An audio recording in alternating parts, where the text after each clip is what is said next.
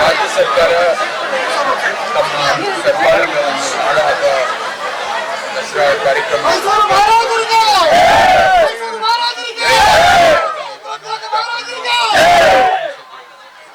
ಆ ಸಮಯದಲ್ಲಿ ನಾವು ಏನು ಹೇಳಿದ್ವಿ ಅಂದರೆ ಇದು ಇಂಟರ್ನ್ಯಾಷನಲ್ ಬುಕ್ಕರ್ ಪ್ರೈಸ್ ಗೆದ್ದಿರೋದು ಆ ಪ್ರಶಸ್ತಿ ಎಲ್ಲರಿಗೂ ಹೆಮ್ಮೆ ವಿಚಾರ. ಅವರು 2023 ಒಂದು ಕನ್ನಡ ವೇದಿಕೆಯಲ್ಲಿ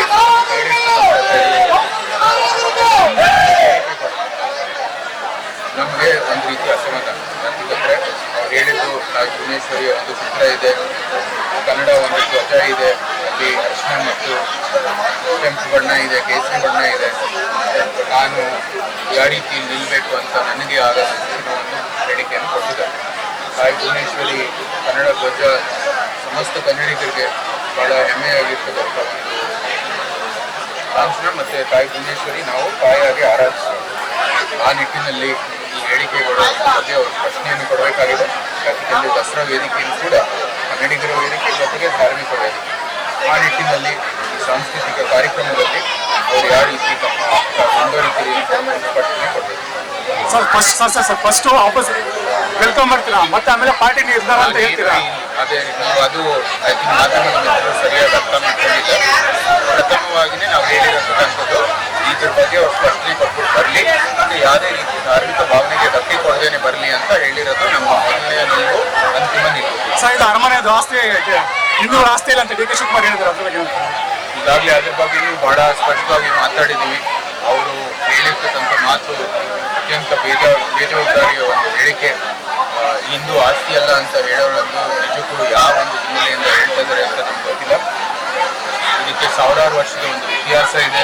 ಋಷಿ ಮಾರ್ಕಂಡೇಯ ತಪಸ್ಸನ್ನು ಮಾಡಿ ಆ ವಿಗ್ರಹವನ್ನು ಕೆತ್ತಿಸಿರುವಂತಹ ಒಂದು ದಾಖಲೆಗಳಿದ್ದಾವೆ, ಮತ್ತು ಅದರ ಒಂದು ನಂಬಿಕೆ ಇದೆ.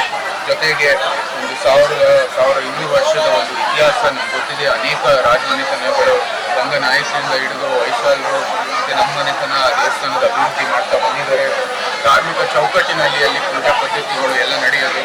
ಅದಕ್ಕಾಗಿ ಅವರು ಹಿಂದೂ ಆಸ್ತಿ ಅಲ್ಲ ಅಂತ ಹೇಳುವಾಗ ಅದು ಯಾವ ಒಂದು ಬ್ಯಾಕ್ಗ್ರೌಂಡಿಂದ ಹಿನ್ನೆಲೆಯಿಂದ ಹೇಳ್ತಾ ಇದ್ದಾರೆ ಅಂತ ಅವ್ರನ್ನೇ ಪ್ರಶ್ನೆ ಮಾಡಬೇಕು. ಸರ್ ಧರ್ಮಸ್ಥಳ ಇಷ್ಟು ಬಗ್ಗೆ ನಡೀತಿರುವ ಧರ್ಮಸ್ಥಳದ ಒಂದು ಈಗಾಗಲೇ ಧರ್ಮಸ್ಥಳದ ವಿಚಾರದಲ್ಲಿ ದಿನನಿತ್ಯ ಒಂದೊಂದು ಸತ್ಯಗಳು ಆಚೆ ಬರ್ತಾ ಇದ್ದಾವೆ.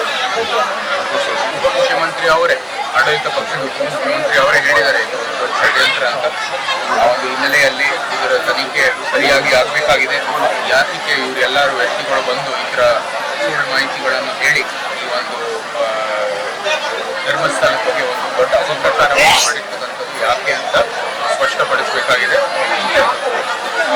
ಒಂದು ಇಂಟರ್ಸ್ಟೇಟ್ ಏಜೆನ್ಸಿಯ ಮೂಲಕ ಆಗಬೇಕಾಗಿದೆ. ಯಾಕೆಂದರೆ ಈಗಾಗಲೇ ಅಮೃತಸರರು ತಮಿಳುನಾಡುದವರು ಹೇಳಿದರೆ ಬೇರೆ ಬೇರೆ ಆ್ಯಂಗಲ್ಗಳು ದಿನನಿತ್ಯ ಬರ್ತಾ ಇದ್ದಾವೆ.